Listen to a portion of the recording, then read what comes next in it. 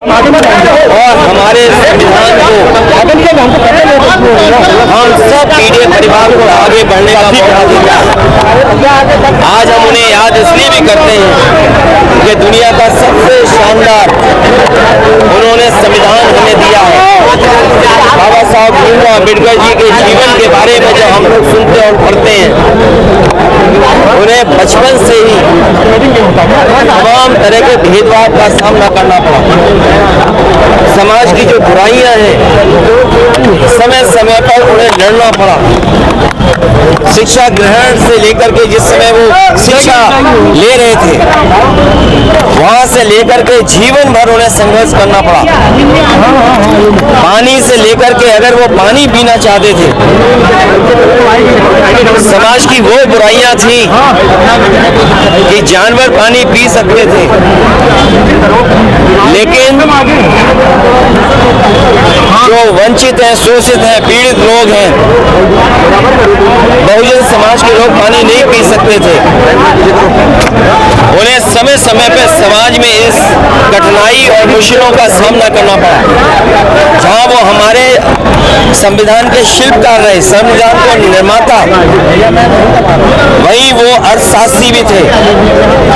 समाज की बुराइयों को समझने वाले, सामाजिक आंदोलन को आगे बढ़ाने वाले, इसे आज हम उन्हें याद करते हैं। आज सबसे जरूरी है कि संविधान से ही समाज और देश चले।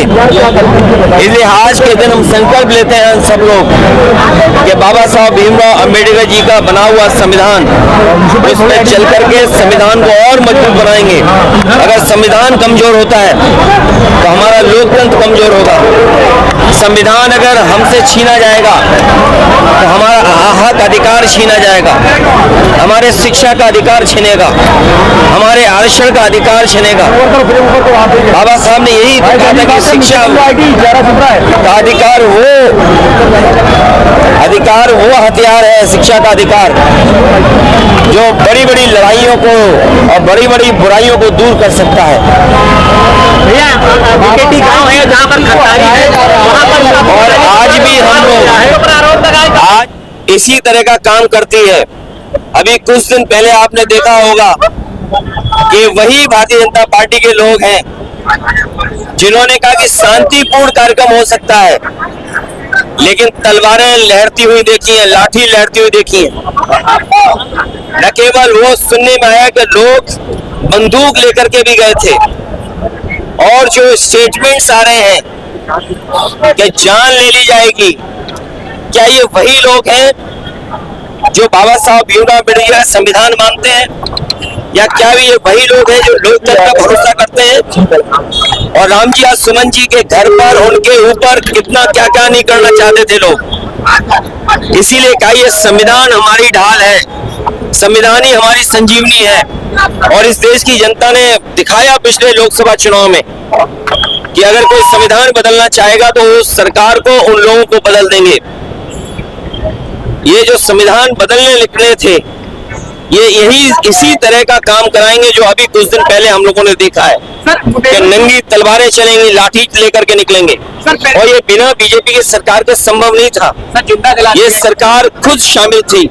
और जो प्रयागराज की घटना सुनने में आई है कि एक दलित परिवार के सदस्य के साथ जो घटना हुई, एक मामूली इसी बात को लेकर के कि वो अपना कुछ उससे बातचीत करना चाहता था कुछ चीजों को लेकर के। वो कौन लोग हैं जिन्होंने जिंदा जलाया? वो भारतीय जनता पार्टी के लोग हैं। वो कौन लोग हैं जो लाठी लेकर के घूम रहे हैं, बंदूक लेकर के घूम रहे हैं? वो भारतीय जनता पार्टी के लोग हैं। ये भारतीय जनता पार्टी के लोग डराना चाहते हैं। कहीं अगर ये 400 लोकसभा जीत गए होते तो यकीन मानिए प्रेस के लोग भी आप सवाल नहीं पूछ सकते थे।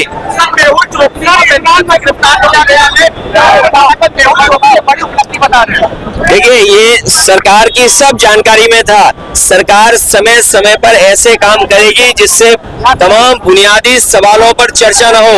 आज सबसे बड़ा सवाल है कि संविधान सुरक्षित है कि नहीं है, संविधान के तहत ये सरकार चल रही कि नहीं चल रही है।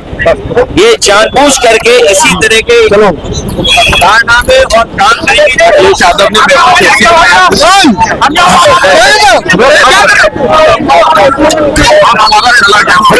जिन लोगों ने काम किया, ये तमाम वो प्रभुत्ववादी लोग हैं, ये तमाम वो लोग हैं जिन्होंने सदियों से शोषण किया है, सदियों से वंचित लोगों को अपमान किया है।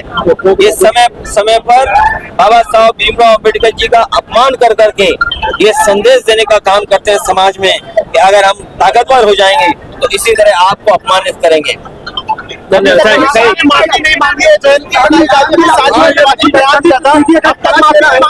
और एक दलित होने के बाद भी लगातार उस पर मैंने कई मौकों पर कहा और फिर मैं कहता हूँ, ये सेना भारतीय जनता पार्टी की है।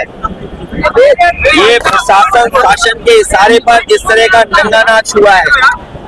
ये जो कुछ आपको विजुअल दिखाई दिए हैं, तलवारें खुली और तमाम लोग लाठी लेकर के गए, वो भाषा किस तरह की इस्तेमाल कर रहे हैं, क्या आप कल्पना कर सकते हैं कि जान मारने की धमकी दे रहे हो, जान लेने की धमकी दे रहे हो?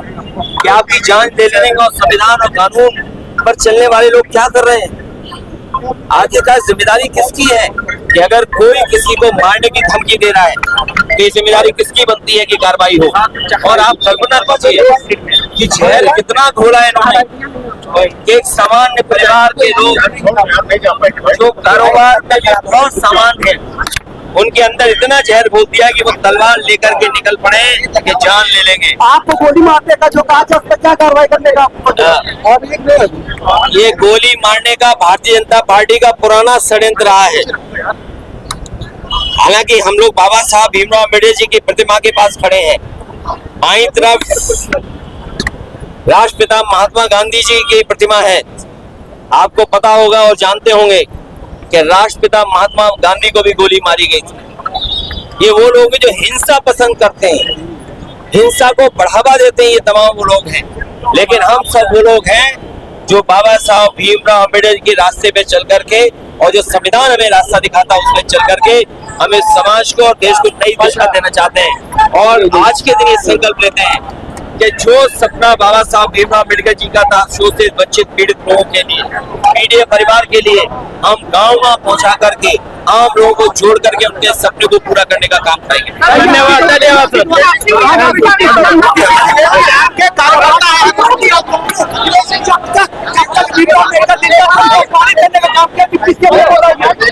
ये भारतीय जनता पार्टी के लोगों से बाबा साहब भीमराव अम्बेडकर की 134वीं जयंती पूरा देश जहां मना रहा है, तो वहीं उत्तर प्रदेश के पूर्व मुख्यमंत्री अखिलेश यादव बाबा साहब भीमराव अम्बेडकर की जयंती लखनऊ में हजरतगंज चौराहे पर बाबा साहब भीमराव अम्बेडकर की प्रतिमा पर पहुंचकर करते हुए नजर आए। वहीं जो भाजपा सरकार है उस पर निशाना भी साधते हुए नजर आए। जहां उत्तर प्रदेश के पूर्व मुख्यमंत्री अखिलेश यादव ने कहा, एक तरफ भाजपा संविधान खत्म करने की बात कर रही है, खत्म कर रही है, तो वहीं दूसरी तरफ भीमराव अम्बेडकर बाबा साहब भीमराव अम्बेडकर की प्रतिमा पर पहुंचकर जो लोगों को गुमराह कर रहे हैं। इस बार उत्तर प्रदेश के पूर्व मुख्यमंत्री अखिलेश यादव ने कहा, इस बार जो है पीडीए सरकार उत्तर प्रदेश की जो जनता है वो बनाने जा रही है। अखिलेश यादव ने कहीं ना कहीं भारतीय जनता पार्टी पर निशाना साधते हुए भारतीय जनता पार्टी को संविधान विरोधी भी बताया। Y news Mohammad Yusuf, Lucknow.